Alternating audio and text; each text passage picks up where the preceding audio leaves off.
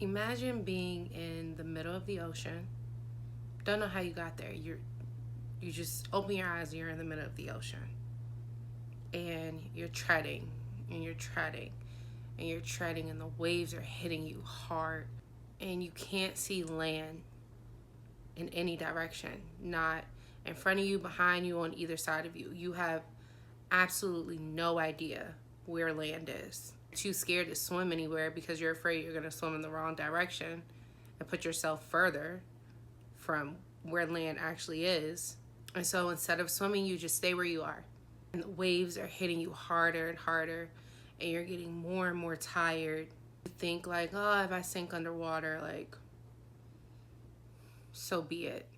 You float for a little bit, you tread for a little bit more. It's like, okay, nobody's coming to save me. I need to swim somewhere. But now you're tired. You don't know where to go. You don't have any more energy.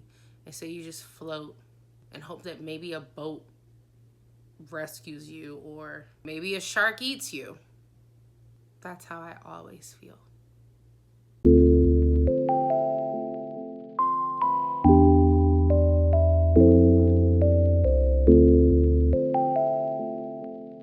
My mental health is not good at all. It has not been for years. It is a constant struggle. And I feel like I live in a constant state of sadness. I've been in therapy for years. I do struggle with ADHD, anxiety, and depression. And medicated and unmedicated, it's still hard. Right now, I'm currently not medicated.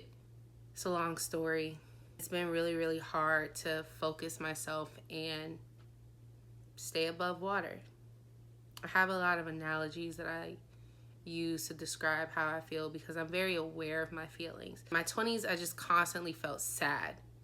I constantly felt confused. I constantly felt unmotivated, and I had no clue what that was. I just thought that something was wrong with me, like my brain was broken or that I was broken. Now I know where these feelings come from when I do feel sad and unmotivated and like I just have nothing to give to life. I know where it's coming from, but even knowing where it's coming from doesn't always allow you to beat it or stay on top of it. It just helps you understand a little bit more. When I was like 24, 25, I was dating a guy, and follow me here. At the time, I was on this birth control that made me crazy. And we were always fighting. Like, we'd be screaming at each other on the phone, sending crazy text messages. I would literally throw chairs at him. Like, I was psychotic. He never left my side, though. Like, I was crazy as hell because of the birth control I was on. But the reason I bring that story up is because we had decided that we wanted to work on our relationship. We had broken up, got back together, broken up, got back together, broke up, got back together. And one day we finally sat down and was like, all right, we need to figure out like what's wrong with us. Like, why do we keep having these issues? I asked him, like, what makes you upset? What pisses you off? What makes you mad?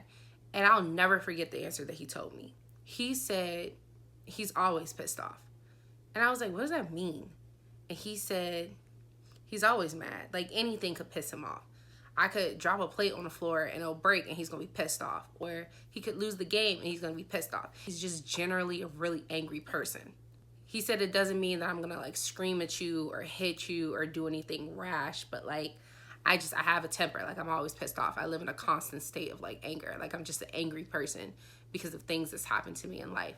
And I thought that was such a wild answer. I was like, how can you just live in a constant state of anger? Like, how does somebody live in a constant state of something? That's just weird. Now I understand it. I understand how you could live in a constant state of something and not feel like you have any control over it because it feels like it's just in you. It's just a part of you, no matter how much you don't want it to be. And for me, that constant feeling is sadness.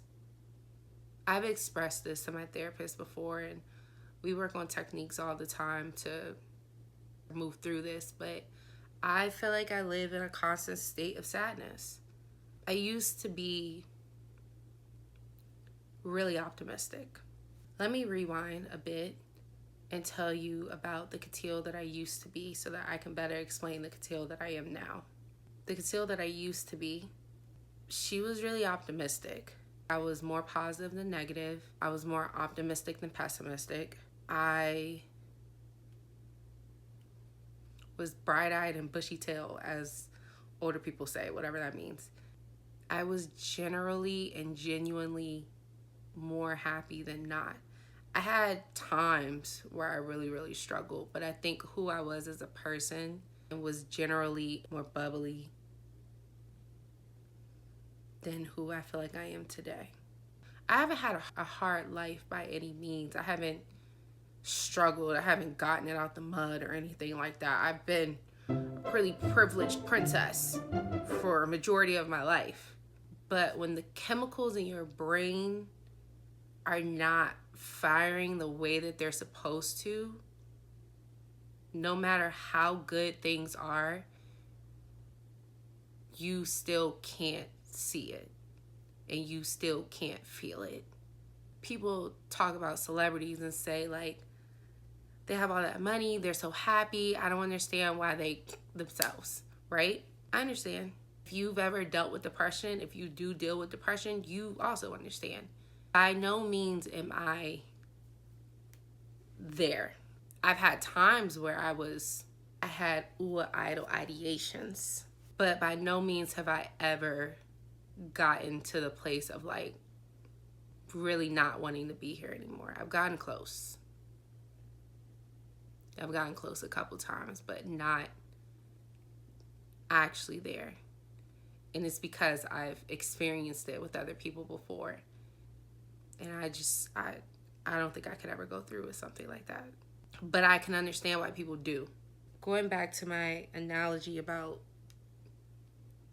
being in the water and not really minding if you kind of just sank under the water or a shark came and ate you.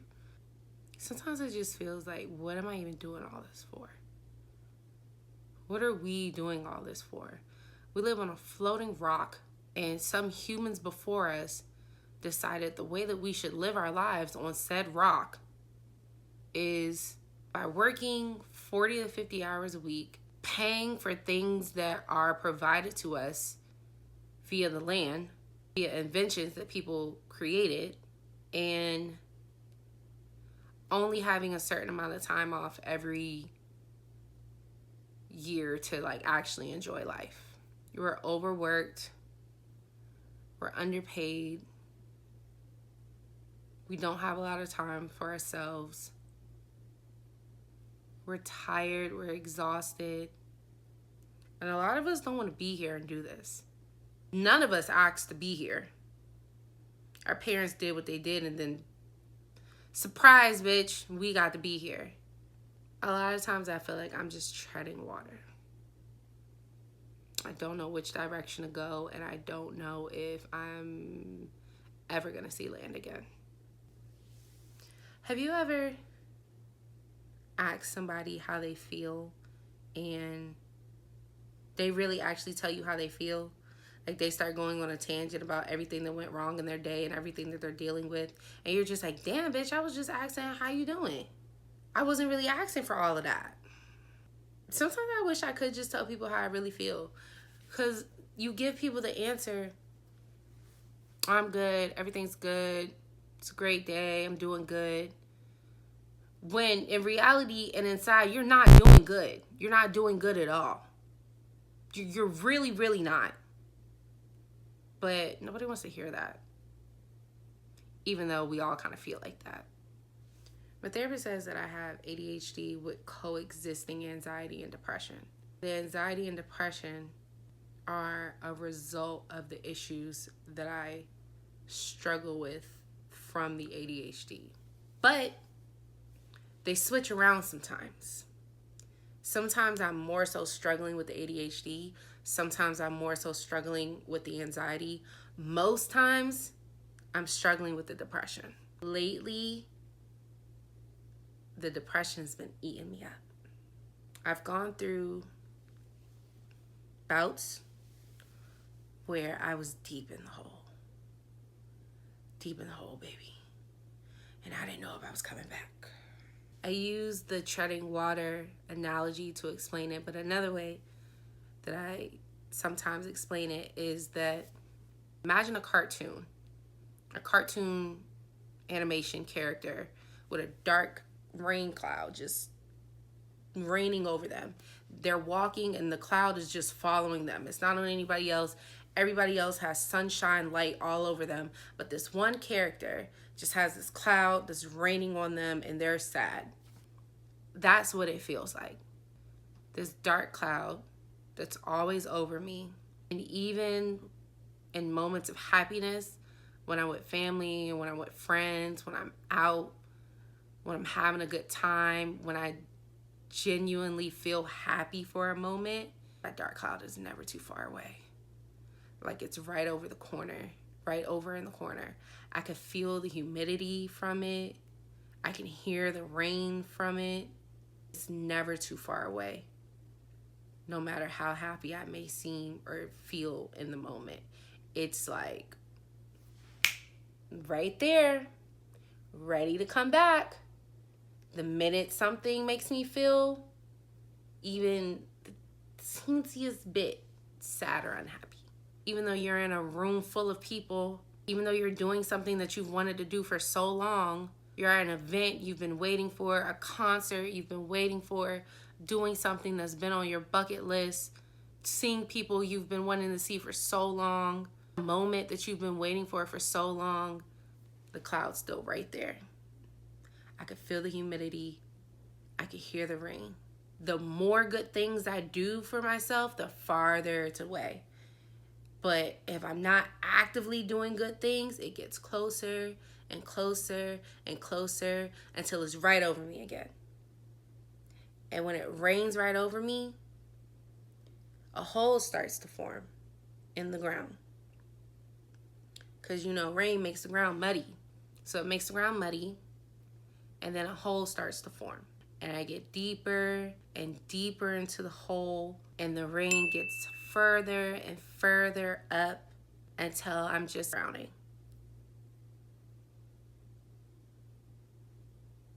Drowning in the ocean, drowning in a hole. That's what it feels like.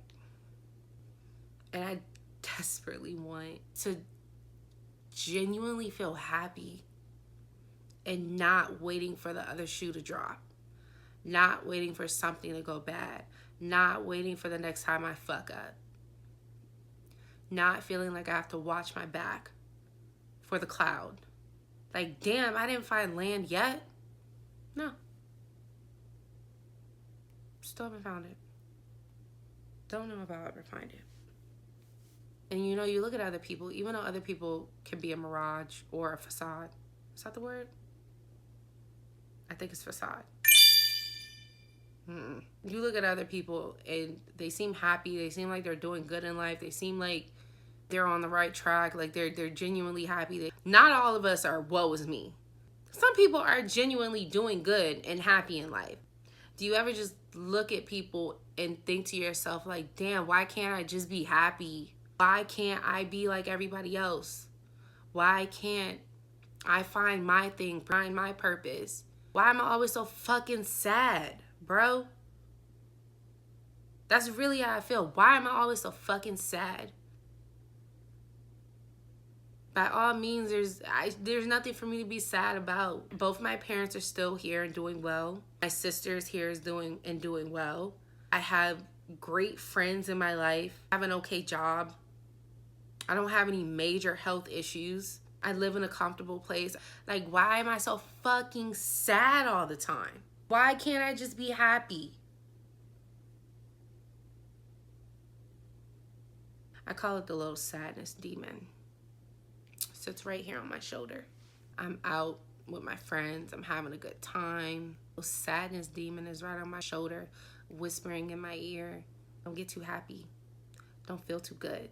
I'll be coming for you in the morning. Am I sick in the head? Like, I mean, I got some issues, but like, am I really sick in the head? Like, what's going on? I think living in a country that is genuinely chaotic as fuck doesn't help either. Every single day there's a shooting. We have a president that, yeah, orangey. And there's just so much like hate and negativity. You're on social media, there's people who just say hateful, nasty, mean things all the time. You hear it in music. You see it on these trash ass reality shows. You watch the news and it's death after death, violence after violence. When you're already dealing with just trying to get your brain to fire right and stop malfunctioning, you're just trying to deal with that all on your own in your own one little body, and then every single day more and more stuff is piling on your shoulders. We might go to war. Black men keep talking trash about black women, how much they hate us. There was another shooting. More kids got killed. Women's rights are being taken away. No more abortion. No more birth control. Even if you don't clinically suffer from depression, it's really fucking hard not to be sad. Because I'm sad, but life also is generally just sad. And I would say right now, because a lot of people are saying right now things are really, really hard. And I do agree that things are really, really hard right now. But for me personally, I've been here for a long time. I can't tell you the last time that I genuinely felt happy. Depression runs in my family on both sides, my mom's and my dad's. I don't think that it's talked about a lot at all, enough. I had a cousin who lost his battle with it. I had a friend in high school who lost his battle with it. I had a friend